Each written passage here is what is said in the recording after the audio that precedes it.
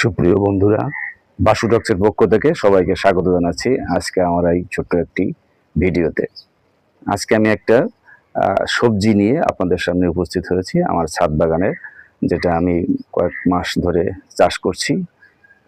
সেটাই আমি আপনাদেরকে আজকে দেখাবো।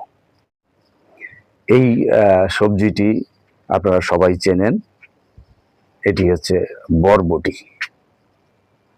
আমি প্রায় মাস 3 আগে লাগিয়েছিলাম এই বরবটি গাছটি। তো দেখুন কি পরিমাণ বরবটি হয়েছে। এটা তার থার্ড টাইম, মানে তৃতীয়বার এরকম হলো। এরকম করে আরো আগে 2বার হয়েছে, যেগুলো আমরা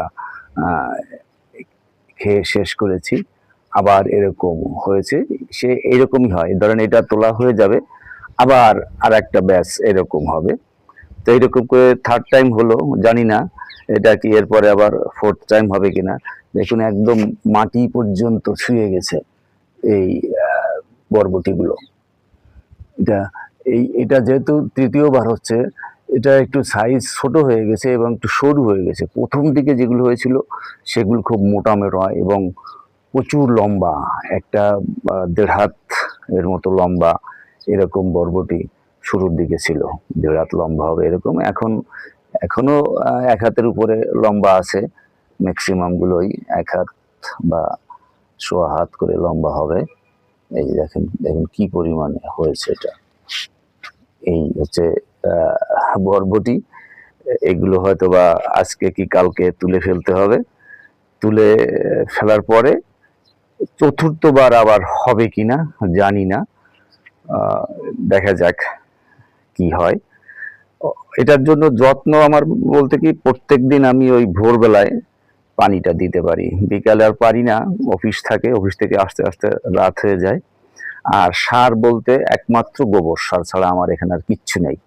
শুধুমাত্র গোবর সার দিয়ে আমি এই আমার বাগানের সব সবজিগুলো, সে কি আম গাছ হোক আর কি সবজি গাছ হোক, সিম গাছ হোক, সবই ফুল হোক, সব গোবর সারে তৈরি। আমার এই ছাদ বাগানে যত সবজিগুলো চাষ করি, এমনি গাছপালাগুলো চাষ করি, সব হচ্ছে গোবর দিয়ে। আমি এদের প্রধানতম সার বা খাবার হচ্ছে গোবর। বরবটির পাশাপাশি এখানে দেখুন এই যে আরো ওই যে চওড়া যে সিমগুলো আছে সেগুলো লাগিয়েছি। সেগুলো তো এই যে সিম ধরেছে এখন, এই যে সিম ধরেছে, এটা আশা করছি যে বেশ 15-20 দিনের মধ্যে পুরো গাছে অথবা ফুল চলে আসবে, সিমও ধরবে। এই সিম গাছ, এটা এটা একটা ভালো জাতের। ওই যে বাজারে যে কালো যে চওড়া চওড়া সিমগুলো পাওয়া যায়। আজকে এই পর্যন্তই। জানি না আপনাদের ভালো লাগলো কিনা। এটা জাস্ট আমি শখে করি, সময় কাটানোর জন্য। এটা আমার শখ। তো এখানে কষ্ট আছে প্রচুর, যেহেতু 7 তলার ছাদ, লিফট নেই বাড়িতে। এই সব লেবার দিয়ে তুলতে হয়। 1 বস্তা মাটি যদি কিনি 80 টাকায়, 1 বস্তা তুলতে নেয় 100 টাকা ছাদে।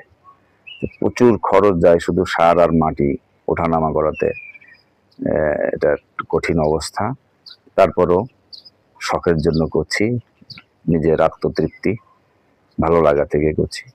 তো বন্ধুরা, আপনাদের যদি ভিডিওটা ভালো লাগে তাহলে দেখবেন, কমেন্টস করবেন। এবং আমার একটা ইউটিউব চ্যানেলও আছে, বাসু টক্স, আমি সেই চ্যানেলও এটা দিয়ে দিব। আপনারা আমার চ্যানেলটিকে সাবস্ক্রাইব করবেন এবং আমার পাশে থাকবেন। ধন্যবাদ বন্ধুরা সবাইকে। আপনারা ভালো থাকবেন, সুস্থ থাকবেন।